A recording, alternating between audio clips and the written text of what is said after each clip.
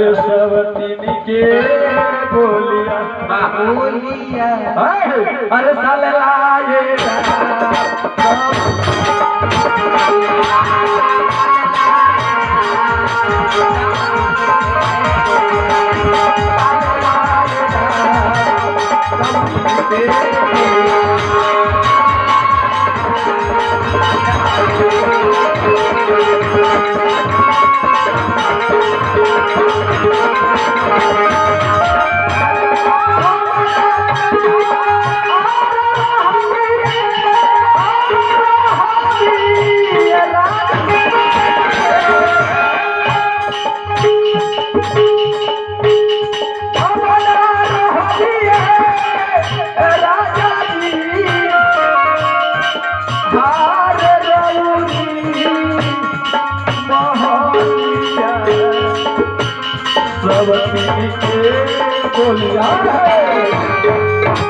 चौगुन के भाव दिखा दो।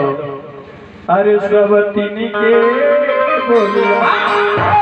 अरे साल लाए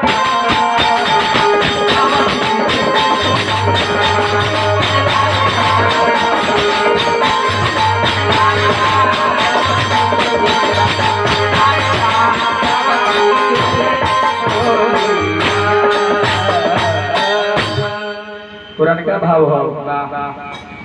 भोजपुरी के कापर हर हमने के क्षेत्र के रोशन माटी के रोशन करके चल गए हमने के गुरुदेव महाराज शिरोमणि गुलाबचंद शर्मा माटी के धरोहर लोग रहला महेंद्र मिश्र भिखारी ठाकुर चली कथा कहानी तबन पूरा ही कहिए दे लेकिन अब लाइट पकड़ा गई वाह एगो गीत बा महेंद्र मिश्र जी के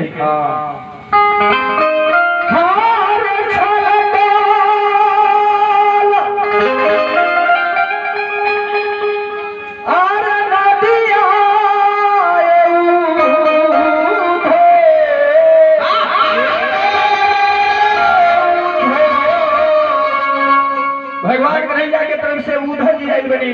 गोकुल में गोपी लोग से कहतनी मोह माया के जंजाल की शरीर नश्वर हम मोह माया के जंजाल छोड़ के तह लोग ब्रह्म के उपासना में लग जा। गोपी लोग कहता कि एगो तो भादो के महीना में रुआई बनी देखम तनी जमुना जी बढ़िया बड़ी लेकिन